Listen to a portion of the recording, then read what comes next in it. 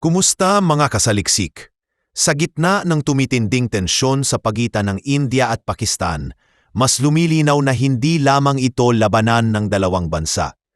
Sa likod ng digmaang ito ay isang mas malalim na estratehiya na isinusulong ng China, isang proxy war na gumagamit sa Pakistan bilang pangunahing kasangkapan. Sa kasalukuyang panahon, mahigit sa 80% ng arsenal ng Pakistan ay galing na sa Beijing. Mula sa mga fighter jets, missile systems, radar equipment, hanggang sa mga modernong air defense systems, ang fingerprints ng China ay lantad sa bawat yugto ng armadong galaw ng Pakistan. Ang mga kagamitan tulad ng JF-17 Thunder na pinagsamang produkto ng Pakistan at China ay nagsisilbing gulugod ng Air Force ng Islamabad, habang ang mas advanced na J-10C ay ipinagmamalaking ginamit umano upang pabagsakin ang ilang Rafale jets ng India, isang claim na kinumpirma pa umano ng ilang opisyal ng Amerika. Ang estratehikong pagpapalakas ng China sa militar ng Pakistan ay hindi lamang limitado sa mga kagamitang pandigma. Noong buwan ng Abril taong 2025, sa kasagsagan ng umiinit na tensyon sa pagitan ng India at Pakistan, matapos ang malagim na pag-atake sa Kashmir na ikinasawi ng 26 na sibilyan, mabilis na kumilos ang Beijing sa pamamagitan ng pagpapadala ng karagdagang supply ng PL-5 missiles sa Islamabad. Ito ay ginawa habang nagpapanggap ang China na isang neutral na tagapagtaguyod ng kapayapaan sa rehiyon. Ngunit sa halip na magpakalma ng sitwasyon, ang hakbang na ito ay lalong nagpasiklab ng labanan. Ang mga missile na ito ay sinasabing ginamit ng Pakistan upang pasabugin ang ilang eroplano ng India, at isang hindi sumabog na PL-15 missile ang nadiskubre ng India, isang potensyal na banta sa seguridad ng teknolohiyang militar ng China. Hindi rito nagtatapos ang suporta ng China sa kanilang kaalyado. Lumalabas na aktibo rin itong tumutulong sa intelligence gathering ng Pakistan. Noong unang linggo ng Mayo, namataan ang mga Chinese fishing vessels sa karagatang Arabian Sea sa gitna ng isinasagawang naval drills ng India. Bagamat pormal na mangingisda ang anyo, pinaniniwalaang sila ay nagsasagawa ng reconnaissance mission, nagmamanman ng mga kilos ng hukbong dagat ng India. Bukod pa rito, may higit sa 100 na satellite ang China na sinasabing ginagamit upang mangalap ng impormasyon sa rehiyon. Hindi malayong ang mga datos na ito ay isinasaloob ng China sa Pakistan upang palakasin ang kanilang operasyon laban sa India. Kasabay ng aktwal na suporta sa lupa at himpapawid, ginagamit din ng Beijing ang kapangyarihan ng cyberspace bilang bahagi ng kanilang hybrid warfare. Aktibo ang mga online trolls at propaganda arms ng Chinese Communist Party sa iba't ibang social media platforms upang ilihis ang opinyon ng publiko. Nilalait ang mga video na nagpapakita ng tunay na sitwasyon, binobomba ng dislikes, at kinakalat ang mga pekeng balita upang ipakitang ang India ang siyang pasimuno ng kaguluhan. Sa ganitong paraan, hindi lamang ang militar ang nadidiin, kundi pati ang diplomatikong kredibilidad ng India ay sinisira sa mata ng pandaigdigang komunidad.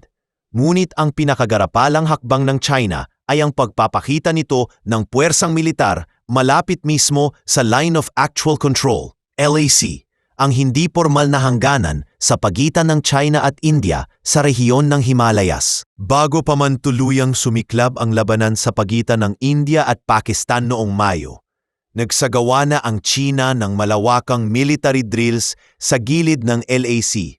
Ang mga ehersisyong ito, bagamat itinuturong panloob na aktibidad lamang ng People's Liberation Army PLA, ay malinaw na isa ring babala sa India.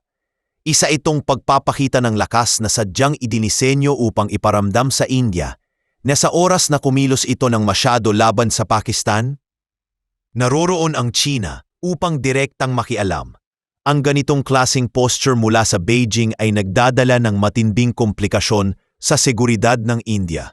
Sa kanluran, kinakaharap nito ang agresibong Pakistan na may bitbit na makabagong kagamitang militar na gawa ng China. Sa hilaga naman, ang aktwal na hukbo ng China ay handa na sa anumang kilos. Ipinapakita nito na ang India ay gimigiit sa dalawang panig, isang estratehikong pag-ipit na layunin talagang tanggalan ng kontrol ang New Delhi sa kanilang sariling seguridad. Kung susubukan ng India na gumanti ng matindi laban sa Pakistan, maaaring gamitin ng China ang senaryong ito bilang dahilan upang lumusob at direktang makialam sa digmaan. At kapag nangyari iyon, posibleng humantong ito sa isang mas malawak at delikadong digmaan sa buong Asya. Ang matagal ng hinala na ginagawang pawn ng China ang Pakistan ay ngayon ay halos kumpirmado sa mga ebidensyang lumilitaw.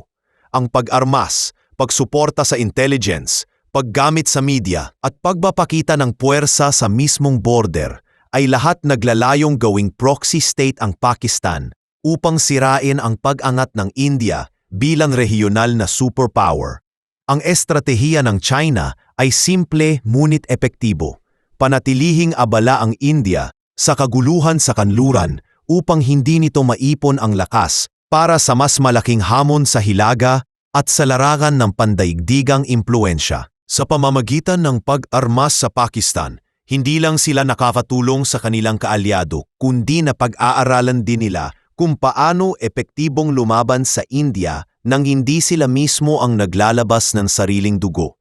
Sa bawat misil na pinakakawalan ng Pakistan, natututo ang China kung paano pa nila mapapabuti ang kanilang sariling teknolohiya para sa oras na sila na mismo ang makasagupa ng India sa larangan ng digmaan. Hindi rin dapat maliitin ang motibo ng Pakistan sa gulo. Bagamat malinaw na ginagamit sila ng Beijing, mayroon din silang sariling rason para sa tensyon. Isang matagal ng alitan na sinasamantala ngayon ng China para sa sariling kapakinabangan. Sa ganitong senaryo, ang China ay tila isang silent director ng isang nagbabagang pelikula. Kontrolado ang script, pinapatakbo ang aksyon, ngunit hindi kailanmang hayagang lumalaban sa eksena. Sa kabuuan, ang 2025 India-Pakistan conflict ay hindi maihihiwalay sa impluensya ng China. Mula sa mga sandata hanggang sa estratehiya, malinaw na ang digmaang ito ay hindi lamang bilateral, kundi bahagi ng mas malawak na geopolitical chess game. At habang ang mundo ay nakatuon sa dalawang bansang nag-aaway, ang tunay na mastermind ay maingat at tahimik na nagmamaniobra mula sa likod ng tabing, nag-aabang ng tamang oras upang maglabas ng sarili nitong kalas. Upang lubos na maunawaan ang kasalukuyang tensyon sa pagitan ng India at China, kailangang balikan ang mahaba at masalimuot na kasaysayan ng kanilang sigalot sa hangganan. Nagsimula ito noong unang bahagi ng dekada 50 sa panahong tila magkakampi pa ang dalawang bansa. Matapos ang pagkakatatag ng People's Republic of China noong year 1949, isa ang India sa mga unang non-communist na bansa na kumilala sa bagong pamahalaang Chino. Sa ilalim ni Prime Minister Jawaharlal Nehru, pinanday ang ideya ng Pan-Asian Solidarity, kung saan pareho silang nagtulungan para sa neutral na posisyon sa Cold War. Ngunit pagsapit ng huling bahagi ng dekada 50, mabilis itong nagbago. Noong year 1959, isang mahalagang kaganapan ang nagpabago ng pananaw ng China sa India. Ang pagtanggap ni Nehru sa Dalai Lama matapos itong tumakas mula sa Tibet kasunod ng bigong rebelyon laban sa kontrol ng China. Para kay Mao Zedong, isa itong direktang panghihimasok ng India sa loob ng teritoryo ng China. Sa puntong iyon, tuluyan ang bumaliktad ang pananaw ni Mao kay India. Hindi na ito tinitingnan bilang kapanalig, kundi bilang isang hadlang sa kanilang geopolitical vision. Mula roon, lumala ang tensyon at isa sa pinakamalaking sanhi ay ang hindi malinaw na hangganan sa pagitan ng dalawang bansa. Ang hangganan ng India at China ay umaabot sa higit 3,400 kilometro sa kabuuan mula sa kanlurang bahagi ng Himalayas hanggang sa silangan. Subalit, kailanmay hindi ito formal na napagkasunduan. Sa panahon ng pamumuno ng mga kolonyalistang British sa India at mga emperador sa China, walang malinaw na linya ang naitakda. Sa halip, naiwan ang isang tambak ng magulong kasunduan, mga mapa at interpretasyon na kadalasang magkasalungat. Ang resulta, isang border na nahahati sa tatlong sektor, kanluran, gitna at silangan, kung saan may kanya-kanyang pinagtatalunang teritoryo. Sa kanlurang sektor, ang pinakakontrobersyal ay ang rehiyong Aksai Chin, isang mataas na disyerto na may lawak na 38,000 kilometro kwadrado. Inaangkin ito ng India bilang bahagi ng Jammu and Kashmir base sa mga luma nilang mapa tulad ng Johnson Line noong 1865. Sa kabilang banda, iginiit ng China na ito ay bahagi ng Xinjiang batay sa makasaysayang dokumento at pamumuhay ng kanilang mga nomadic tribes. Noong dekada 50, tahimik na kinuha ng China ang kontrol sa Aksai Chin at nagtayo ng isang mahalagang kalsada, ang Highway 219, na nag-uugnay sa Xinjiang at Tibet. Sa paningin ng India, ito ay isang mapanlinlang na paglusom. Subalit para sa China, ang daang ito ay kritikal sa kanilang logistics at seguridad, kaya't ayaw na nila itong pakawalan. Ang gitnang sektor na sumasaklaw sa mga rehiyon ng Himachal Pradesh at Uttarakhand ay mas tahimik, ngunit hindi ligtas sa alitan. Mayroong 8 maliliit na lugar na pinagtatalunan, kabilang ang Barahoti at Spiti Valley. Sa mga lugar na ito, hindi na issue ang kontrol, kundi ang ruta ng mga sundalo. Dahil sa likas na taglay na hirap ng lokasyon, ang madalas na insidente ay banggaan ng mga patrol na hindi nagkakaunawaan sa eksaktong lokasyon ng linya ng kontrol. Ngunit ang silangang sektor ang siyang pinakadelikado. Sa lugar na ito matatagpuan ang buong estado ng Arunachal Pradesh na hawak ng India ngunit inaangkin ng China bilang bahagi ng South Tibet o Jiangnan. Ang lungsod ng Tawang na may makasaysayang Buddhist monastery ay isa sa mga puntong pinakamataas ang tensyon. Pinanghahawakan ng India ang McMahon Line, isang border na itinakda noong year 1913 sa Simla Conference sa pagitan ng British India, Tibet at isang kinatawan mula sa China. Ayon sa kasunduang iyon, isinama sa India ang Arunachal Pradesh. Ngunit tutol dito ang China dahil ayon sa kanila, ang pumirma para sa kanila sa nasabing kasunduan ay walang sapat na autoridad kaya't itinuturing nilang walang bisa ang McMahon Line. Ang mga salungatang ito ay lalong pinalala ng hindi pagkakaroon ng iisang mapa na kinikilala ng dalawang bansa. Ang mga kasunduang kolonyal tulad ng Treaty of Chushul noong 1842 ay walang malinaw na marka. Sinasabi lamang na sundin ang customary boundaries na hindi tinukoy sa aktwal na heograpikal na linya.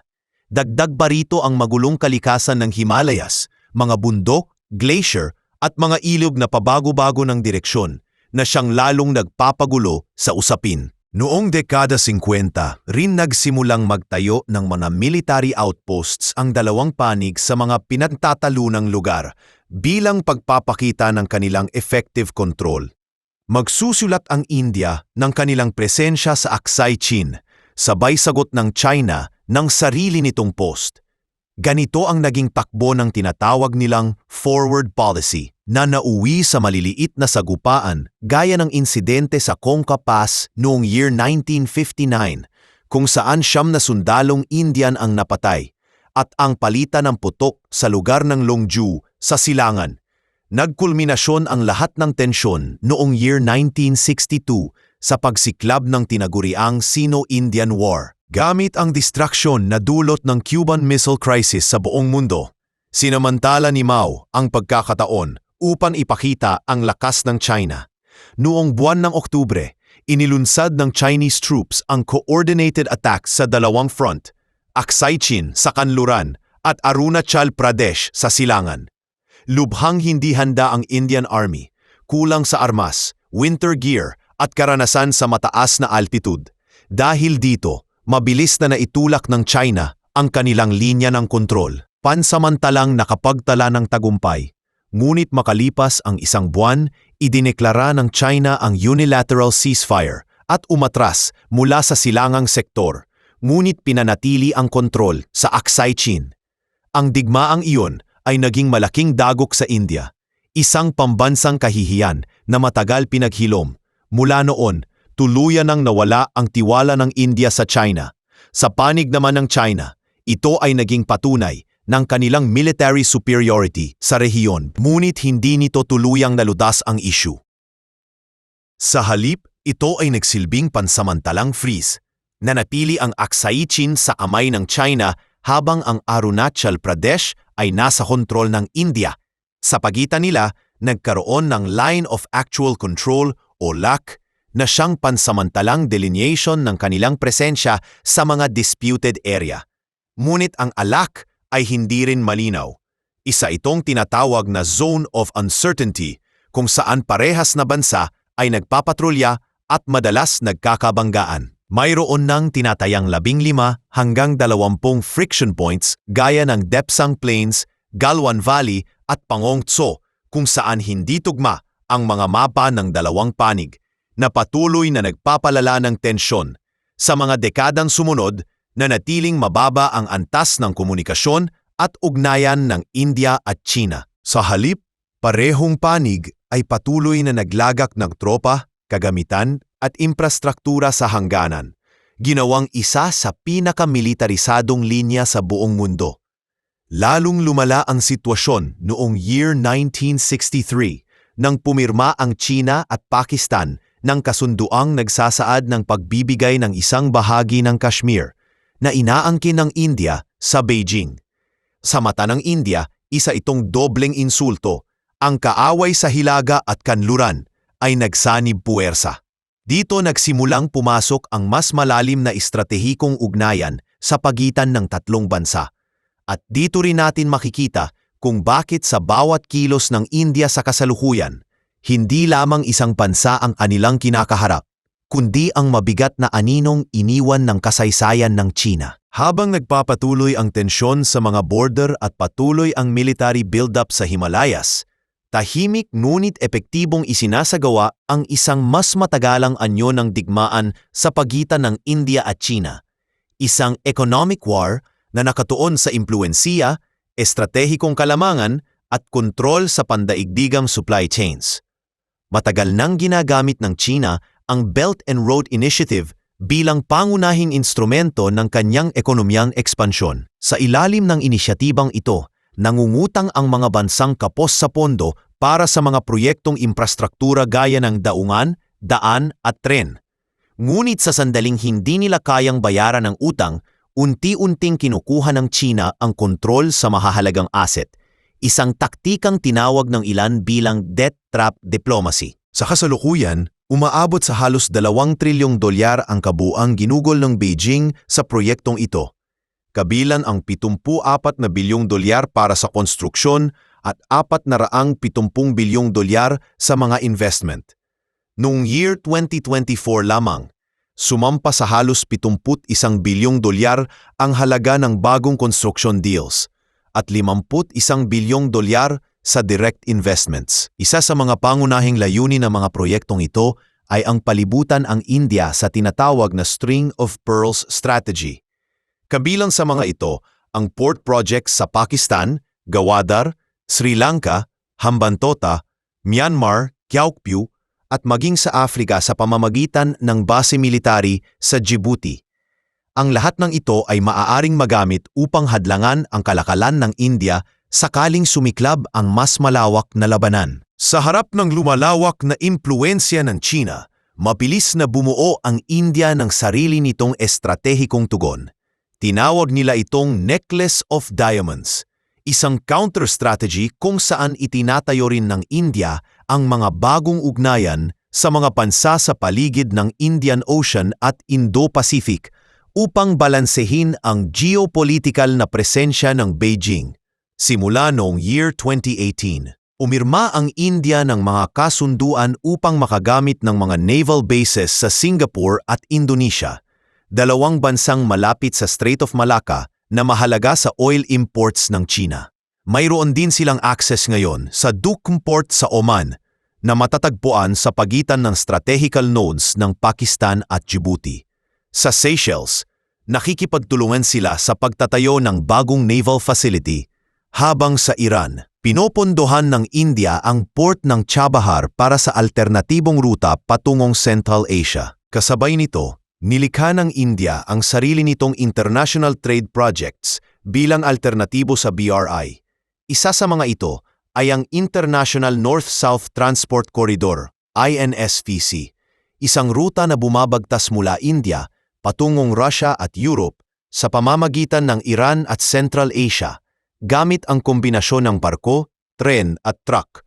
Mas mabilis ito kumpara sa mga ruta ng China. Isa pa ay ang India-Middle East-Europe Economic Corridor, IMEEC, na naglalayong ikolekta ang India sa Saudi Arabia at Europe gamit ang mga port at railway system. Sa pamamagitan ng mga proyektong ito, binibigyan ng India ng alternatibo ang mga bansa sa pandaigdigang kalakalan. Mga rutang hindi kontroladong Beijing. Ngunit higit pa sa mga ruta at daungan, pinapalawak din ng India ang tulong pinansyal nito sa mga karatig bansa upang makaiwas ang mga ito sa sobrang pagdepende sa China. Nagbigay ito ng $8 bilyong sa Bangladesh, 2.1 bilyon sa Sri Lanka matapos itong malugmok sa krisis ng year 2022, 1.7 bilyon sa Nepal at 13 bilyon sa Maldives. Hindi tulad ng China, ang mga loan na ito ay may mas magaan na kondisyon, kaya't mas pinagtitiwalaan ng mga bansang tumatanggap. Bukod dito, malaki na rin ang hakbang ng India sa larangan ng manufacturing at industrial na pangsasarili. Sa ilalim ng programang Make in India at Production-Linked Incentive Scheme, iniengganyo ng pamahalaan ang mga lokal at dayuhang kumpanya na magtayo ng mga pabrika sa loob ng bansa. Bunga nito, ang mga giant corporations gaya ng Apple, Samsung, Dell at HP ay nagsimulang ilipat ang paghagi ng kanilang produksyon mula China patungong India. Noong year 2025, 20% ng lahat ng iPhone sa mundo ay gawa na sa India, isang malaking pagtaas mula sa dating 1% 2 dekada ang nakaraan. Ang Foxconn, pangunahing supplier ng Apple, ay nagbuhos ng malaking investment sa bagong planta sa Karnataka, habang si Samsung ay may pinakamalaking mobile phone factory sa Noida, Uttar Pradesh. Ang mga kumpanyang ito ay hindi lamang naghahanap ng alternatibo sa China.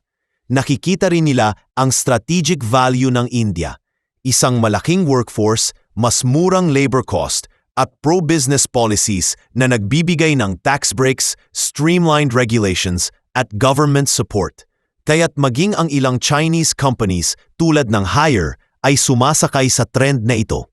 Nagtayo ng mga planta sa India para sa domestic at export markets. Ang lahat ng ito ay nagresulta sa mas mabilis na paglago ng ekonomiya ng India kumpara sa China.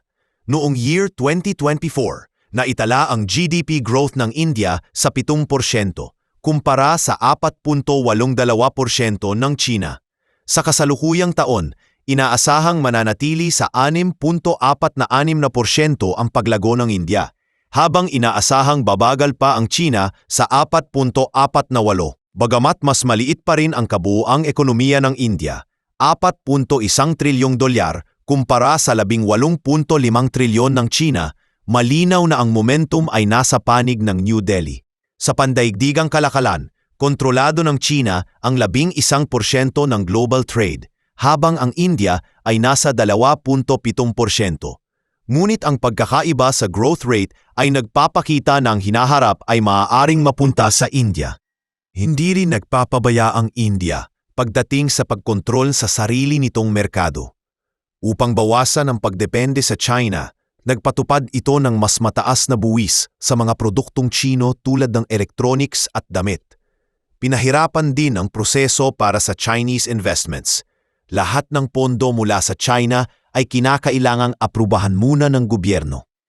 Ito ay isang hakbang upang mas maprotektahan ang local industry at hadlangan ang impluensya ng Beijing sa kanilang ekonomiya. Sa pamamagitan ng kombinasyon ng proyektong infrastruktura, diplomatikong alyansa, industrial incentives at mas mahigpit na regulasyon, binabalanse ng India ang impluensya ng China sa rehiyon. Hindi lamang sila naghahanda para sa posibleng digmaan sa border.